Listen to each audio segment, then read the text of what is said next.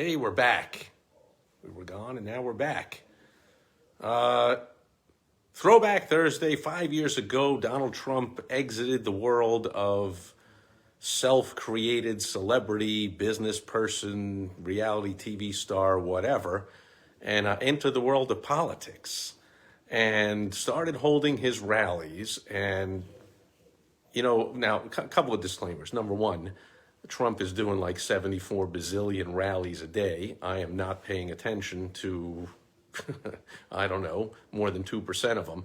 But I believe that I would see the highlights, meaning the lowlights, of anything negative going on at any Trump rallies all over, as Trump calls it, the fake TV stations, the fake news stations. And I'm remembering, where'd they go?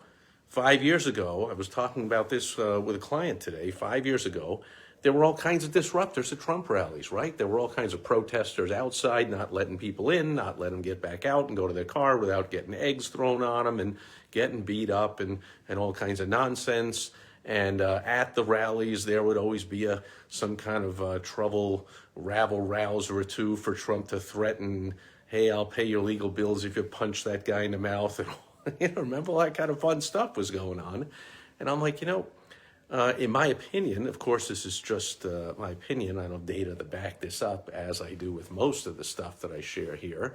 But I believe it's because the detractors aren't going anywhere near a Trump rally. I mean, they're the ones choosing to live in fear and under control by the government instead of the land of the free and the home of the brave. They like to be the land of the overregulated and overcontrolled and the home of the fearful. And so I'm just thinking about the mindset of an anti-Trumper showing up at a Trump rally. They're like, no, you go. I'm not going. You think I'm going to stand around thousands of people breathing all over me, standing too close with no masks, and I'm going to get this virus, and I might cough a little bit for a couple of days. Like, they're in so much fear, they're following their leader, Biden, locking themselves in the basement, putting some kind of a small piece of cloth across a little part of their face, even when they're 20 feet away from everybody and outdoors. I mean, they're doing all kinds of fearful, stupid, meaningless things. And so maybe that's why we don't see them at the Trump rallies. They're not going into that place. They're not going to hang around. Second of all, perhaps the Trump security has improved. One thing is the brilliant stroke of genius of Trump. I think it was necessity being the mother of invention. He had to move the rallies because of the overwhelming wrath. How dare you have these people indoors? He's like, okay, we'll go outdoors. And by putting them in airports, every single one of his rallies now that I can see, somebody let me know if I'm off. Again, I'm not following it incredibly closely, but they all seem to be at airports. I know that since I'm living here in a swing state in Arizona, Trump and his vice president, his family and kids and whatever, they're here all the time. And whenever I see it on the news or on TV or somewhere like Trump is, it's always coming to an airport in Tucson, to an airport in Goodyear, to an airport in Prescott, to an airport here, to an airport there. So the genius of this is, number one, for security. Hey, Coach, good seeing you. So number one, for security reasons, airports are already pretty much the most secure places in the country. And so gone are these Trump rallies being held at arenas where the protesters block the traffic and harass all the attendees before and after the event. And there's all kinds of protests and all kinds of nonsense, and it's tough to park, and you have to walk a long way for the parking, and Trump has to, to have the plane go to an airport and then get in a motorcade, and then all the traffic, and they can block those roads and cause trouble, and he's just causing trouble. Just any president at all that comes visiting any city shuts the whole thing down for a little while due to all the security in the motorcades. Well, now all it is Air Force One pulls right up to the venue. Just pulls right up on the runway. Trump walks down the stairs, up the stairs onto the stage, and boom. When he's done, back down the steps of the stage, back up the steps of the Air Force One, and he's off to the next city to do 3, 4, 5, 7, however many he's doing in a day, right? And another point, by the way, just as an aside, people were like, man, and it's just repetitive. If I've watched a couple or seen it, he just says, and anytime I turn on a TV and just see what's going on and he's on, I feel myself unable to tear away. I can't tear away like watching an auto race. Like if it was just cars going around the track, obviously you could tear yourself away. But the thought of at any minute there could be a crash and something crazy could happen, people watch the thing. And that's why I found myself, I think yesterday, the day before, I watched one of these for almost an hour. I was like, what did I just do? In the middle of the day, I turned it on and I was like, he's going to go off teleprompter at some point and say something ridiculously stupid and crazy and ridiculous, and I just can't tear myself away. I got to see it. And then the hour went by. He hadn't said anything, his typical Trump stuff, but it wasn't outrageously newsworthy, crazy, off the rail stuff. And I was like, there I was, just like all these pro-Trumpers at these rallies. Like somehow I just stayed there for the whole hour and watched the thing. But then he goes off to the next city. And other than the 5 minutes where he says hello to the local politicians and whatever, it's the exact same thing again and again and again. Well, somebody was saying, how can he do it? Isn't he bored out of his mind? It's all repetitive. I'm like, who's Donald Trump? Donald Trump is a self-described salesman from Queens. What do salesmen do? I've been in sales, marketing, advertising my whole life. What does a salesperson do once he gets the script that works? Goes deliver it. Over and over and over. Man, when I was in door-to-door sales, we were seeing 100, going into 100 doors a day. That's 100 times a day, minimum. Sometimes we talk to 2, 3, 4 people in a place. So we would talk to 2, 3, 400 people a day and say the same thing over and over and over. Because when you find a script, a sales script that works, that's what you do. What does a rock band do when they go on the road? They play the same songs over and over and over and over, except they're 40 years younger than Trump. They can't possibly work anywhere near as hard as him.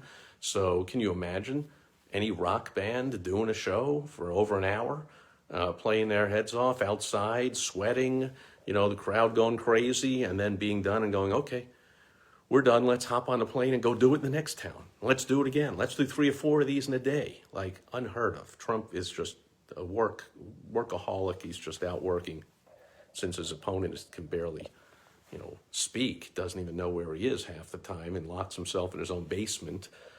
Trump is out working him like unbelievably. Like, is there for the the people to be crying and moaning on when the election results are announced or become final or whatever? Like, looking back, was there really any question what was going on here? Did really think Americans are that stupid they're going to vote for some old, ridiculous, broken down, senile guy compared to this guy with more energy and more gusto, and he wants it more, and he's out there giving 100%, but I digress. So here's the lesson. The anti-Trumpers not showing up at the rallies, I believe, because they don't want to be there. They don't want to be anywhere. They're afraid to leave their basements without, covering their face and bringing along wipes and putting hand sanitizer on 47 times a day. Like, they just choose to live in fear. So here's the thing. Is now the time to start hosting in-person seminars and events again. I've hosted hundreds and hundreds of them for entrepreneurs over the years, and I have not done so for months. And I was speaking to one of my clients today and said, the thing is, if I hosted an event now, half the people in America are choosing to live in fear. Now, I live here in the suburbs of Phoenix, Arizona. If I lived in the city, it's overwhelmingly fear-based. But out in the suburbs, people are normal, have brains in their heads. They're normal thinkers. They understand everything in life is a risk. What, are you not going to drive in a car?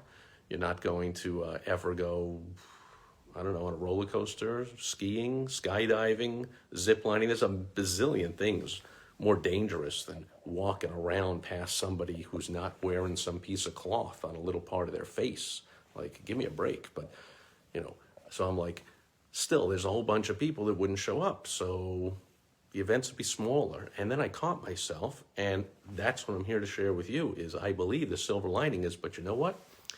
Even though I'd have less people at the event, those are the exact people I want to work with. Those are the exact people I want to help. Those are the people I want to hang around. Those are the people I want to talk to, right? So if instead I would have gotten 40, 50 people at an event that I promoted a little bit and held it a year ago, and now I'd only get 20 or 25 people, but man, those 20, 25 people are not living in fear, locked in their basement, following a guy who, wears cloth on his face even when there's nobody within 50 feet, locks himself in the basement half the time when he's supposedly running for office. Dude, by the way, you're running for office. You might want to get out of your basement and kind of lead the people by example instead of leading them in fear, which, I mean, has possibility of winning, but almost never wins.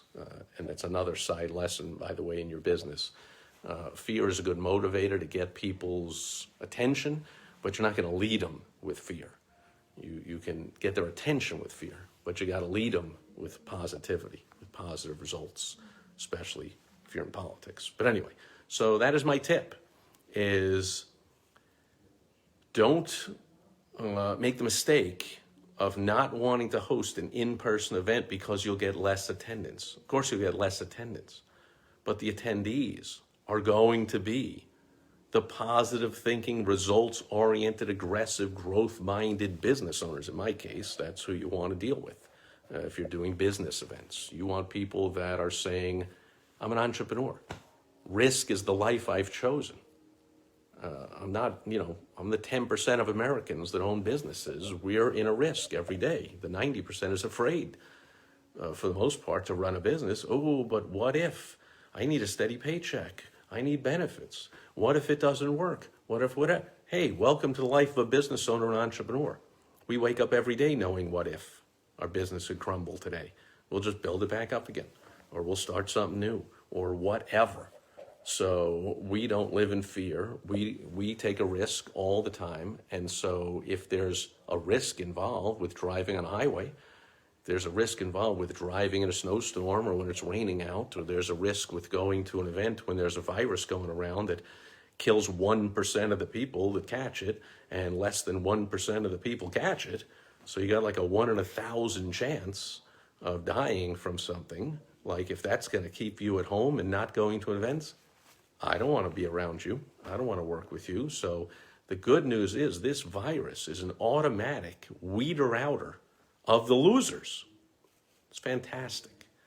So actually, less people at your event, just like having less prospects. I went through this with business owners for years when I spent my 3.5 years as a consultant to advertisers with a Yellow Page company. And they would say, I'm not getting enough calls, I want more calls from my ad. And I'm like, you don't want more calls from the ad. You want more customers, more clients, more patients, more members from your ad. You don't want more calls. I can get you more calls. I'll just put a big headline that says, free pizza with everyone who calls. Like, you don't want a lot of calls. You want the good calls. You want less calls, right? You want not to be sitting there overloaded with phone calls and, lines are so busy, leave a message, I'll call you back, blah, blah, blah. Ooh, I got to rush through these. You would like to get, say, 3 really solid, great calls a day. Have your salesperson spend half an hour on the phone with them, or go out to their place and spend half a day. Really quality calls. You want less calls. You want less customers. You want less patients. You want less members. You want less clients. Unless you're running a Walmart or a McDonald's. And believe me, Coca-Cola, those are companies that make money on high volume, low quality. And let's quickly get them in and out right through the drive-through and get on with them, right? I work with people, my clients, and the people I help, and if you're watching my videos or reading this or listening to it, however you're getting this, it's likely you want to have higher profits, higher margins, make more money with less clients, right? That's less problems, less people you have to deal with, less leads you have to deal with, less calls you have to make, less people you have to help, and you get to help them deeper and better, more profoundly, and they win more and you win more, right? So it's like having even better than a fine dining restaurant compared to McDonald's. It's like being a private chef. It's like being a private chef. You charge primo dollars, but you go right into someone's house, you go into their kitchen, and you make whatever they want for their dinner guests of 8 people, and you charge them the big money they're willing to pay for that personal attention, and then you go home. Like, if you ask me, any chef would rather have that gig than be flipping burgers at McDonald's. Just my guess. And that's my hope for you, for all business owners, is to quit the game of the high volume, low quality, snap them in and out stuff, and get into the really solving some problems, changing the world, transformation, making big differences in people's lives, they make a lot more money. You get paid accordingly. The world's a much better place. So you want higher quality, and right now, it's a great weeder outer. This virus that some people have chosen to be irrationally, deathly afraid of. Now, of course, the people that have 2 or more comorbidities, they're over 70 and they have a heart condition or diabetes or what is else, asthma, lung things, cancer, whatever it is, obviously those people should not be attending events. They should be locked in a basement and hanging out and hoping there's a vaccine or a cure or something and waiting for this to blow over like all viruses do. They just kind of go away after a while. But everyone else, certainly entrepreneurs that are out building businesses, ought to be out and going to your event. And if they don't, because they're operating out of fear, well, they're going to, in my case, not going to take any of my advice. My advice takes somebody being bold, takes somebody to be a leader, to be the leader in their industry or in their area. Takes being bold, takes getting out there, not being a follower and waiting until everything's perfect and but I don't know, am I allowed to do that? Like, if I run that ad, Facebook might shut down my account. Yeah. If you're advertising effectively, Facebook is going to shut down your account once in a while because you're going right up to the line of what's allowed so you can have maximum effectiveness for your ads. And once in a while, either you went over the line or Facebook just said you went over the line. Okay, that ad account's gone, start a new ad account. That's all, right? I've gotten shut out by newspapers. Talk about the yellow pages. I've had ads disallowed at the yellow pages, online, offline. I've had direct mail pieces not allowed by the postmaster. I'm not mailing that out. You've got to change it and do this and that and whatever before I'm going to mail it out. Blah, blah. I've had all kinds of things happen. That's what happens when you're out there and you're doing the right thing and you're not hiding in your basement or afraid to show up at an event. So that's the silver lining, is the anti-Trumper disruptors seem to not be showing up at the Trump rallies, and the fearful, non-action taking, cowering in fear, afraid to make a decision people are also not likely to show up at your in-person events right now. So go for it, I say, and attract the right people, and you don't even have to weed them out from the wrong ones because only the right ones are showing up right now at in-person events. Love it. And that'll do it for Throwback Thursday. I'll be back here tomorrow on Foundation Friday. Thanks for being here today. I'll catch you tomorrow. Over and out. Bye-bye.